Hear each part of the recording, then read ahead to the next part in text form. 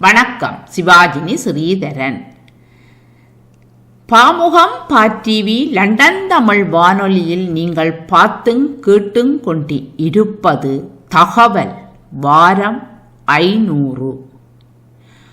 Pacific பெருங்கடல் பகுதியில் உருவாகும் சூப்பர் எல்லினோ 2026 உலகளாவிய காலநிலை மாற்றத்தையும் அதீத வெப்பத்தையும் ஏற்படுத்தி தென்மேற்கு பருவமழையை வெகுவாக குறைக்கும் என வானிலை ஆய்வாளர்கள் எச்சரிக்கின்றார்கள். கிழக்கு மத்திய பசிபிக் பெருங்கடல் பகுதிகளில் வெப்பநிலை இயல்பை விட அதிகமாக பதிவானால் அது எல்லினோ என்றும், இயல்பை விட குறைவாக இருந்தால் அது லானினோ என்றும் குறிப்பிடப்படுகிறது. எல்லினோ என்பது வெப்பத்தையும், லானினோ என்பது மழைக்கான சூழலையும் கொடுக்கக்கூடியது. அந்த வகையில் இந்த அக்டோபர் மாதம் அதிக வெப்பம் உருவாக உள்ளது. இது அடுத்த ஆண்டு மே மாதம் வரை நீடிக்கலாம் என சொல்லப்படுகிறது ஆசிய நாடுகளில். அதே சமயம் ஐரோப்பிய நடுத்தர காலநிலை முன்னறிவிப்பு மையத்தின் புதிய தரவுகளின்படி இந்த ஆண்டு பூமி ஒரு எல்லினோ வெப்பத்தை சந்திக்க கூடும் என தெரிவிக்கப்படுகிறது.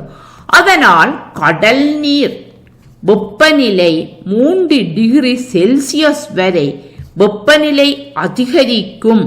கடல் நீர் சூடாகும் போது உலகின் காலநிலை மாறத் தொடங்கும்.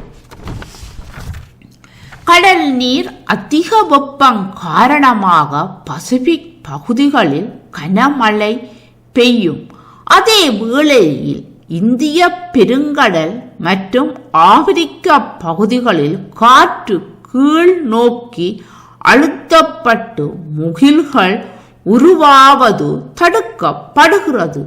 இது மாரிகால மழை குறைபாட்டிற்கும் கடும் வெப்பத்திற்கும் வழிவகுக்கும். 2026 உலக வரலாற்றில் வெப்பமான ஆண்டாக பதிவாகி உள்ளது. சில காலங்களில் மழை வெள்ளம் அழிவையும் சந்திக்கும். அதேபோல் அதீத வெப்பமும் அழிவைத்தான் சந்திக்கும். எல்லினோ என்பது இஸ்பானிய மொழியில் த போய் என அர்த்தம். மக்களின் வாழ்வாதாரத்திற்கு கடல் எவ்வளவு முக்கியம் என்பதை நாம் ஒவ்வொருவரும் அறிவோம்.